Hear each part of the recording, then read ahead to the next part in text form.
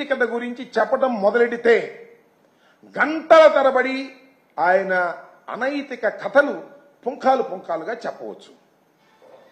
ఇక్కడ ఉత్తరాంధ్రకి సంబంధించి ఒక్క విషయాన్ని చాలా స్పష్టంగా చెప్పదలుచుకున్నాను. మేము చంద్రబాబు నాయుడు గారు ఏ విధంగా అయితే కుట్రలు కుతంత్రాలు చేస్తారో, ఏ విధంగా అయితే డబ్బులకు ఆశ పెట్టి ప్రలోభ పెట్టి మా ఓటర్లను కొంటారో మాకు ముందుగా తెలుసు. కాబట్టి మాకు 641 మంది ఓటర్లు ఉన్నారు. మాకు స్థానిక సంస్థల్లో గెలుపొందినటువంటి వ్యక్తులు. మాకు వాళ్ళకి తేడా ఒక 226 మంది వాళ్ళు, మేము 641 మంది. మేము ఇంత పెద్ద సంఖ్యలో ఉన్నా కూడా చంద్రబాబు నాయుడు గారు ప్రలోభ పెట్టగలదు. ఇదే కొత్త కాదు, జగమెరిగిన సత్యం. ఇంతకుముందు చూశాము తెలంగాణలో. బ్రీఫ్డ్ మీ కథ. ఒక ఎమ్మెల్సీనే కొనాలని ప్రయత్నం చేశాడు ఆయన. నైతికతతో ఇవాళ మాకు వదిలేశాడట, అనైతికతకు పాల్పడకూడదట అనేటువంటి మాటలు చెప్పి డబ్బా కొట్టుకునే కార్యక్రమం చేస్తున్నారు ఇవాళ దురదృష్టవశాత్తు. నేను మనవి చేస్తున్నా, మొట్టమొదటిగానే జగన్మోహన్ రెడ్డి గారు ఉత్తరాంధ్రకు సంబంధించిన రాజకీయ నాయకులందరినీ పిలిచి మాట్లాడి ఏకగ్రీవంగా బొత్స సత్యనారాయణ గారిని ముందుగా నిర్ణయించి, మీ అందరికీ తెలుసు, చాలా మంది చూస్తుంటారు, కోడి పిల్లల్ని గెద్దెత్తుకుపోతా ఉంటది. పాపం ఆ కోడి ఆ రెక్కల కింద పిల్లల్ని కాపాడుకుంటూ ఉంటుంది. మేము కూడా అదే విధంగా నోటిఫికేషన్ వచ్చిన దగ్గర నుంచి,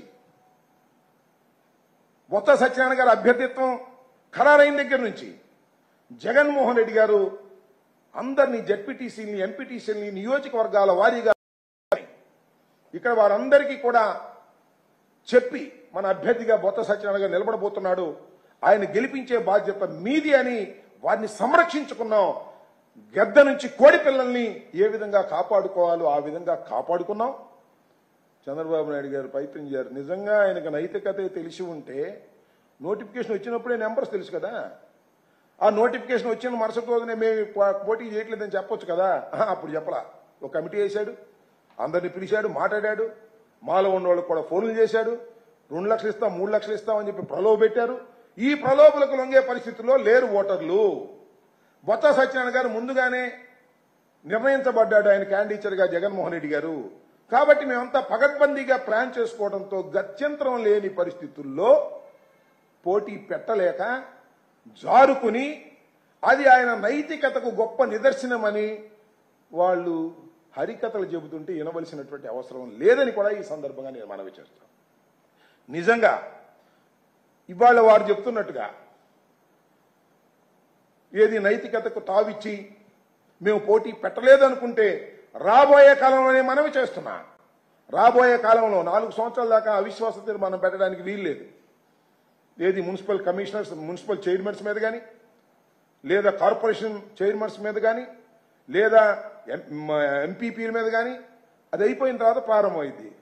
అప్పుడు చూస్తాం కదా మీ నైతికత ఏమిటో. అప్పుడు మీరు ఎన్ని పైరువేలు చేస్తారో తెలియదా. ఇక్కడ దాగేందుకు మొన్న స్టాండింగ్ కమిటీ ఎన్నికల్లో, విశాఖపట్నం స్టాండింగ్ కమిటీ ఎన్నికల్లో ఎన్ని ప్రలోభాలు పెట్టి మోసాలు చేసి ఓట్ల దగ్గర కౌంటింగ్లో కూడా తేడా చేసి మీరు గెలుపొందినట్టుగా ప్రకటించుకున్నటువంటి పరిస్థితి మేము చూడలేదా.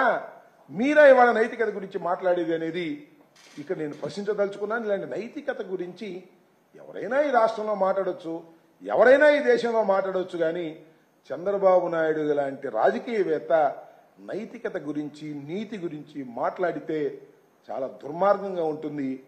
అదే దెయ్యాలు వేదాలు వర్ణించినట్టుగా ఉంటుందంటారే, అలా దెయ్యాలు వేదాలు వర్ణించినట్టుగా నైతికత గురించి మాట్లాడుతూ ఉంటుంది.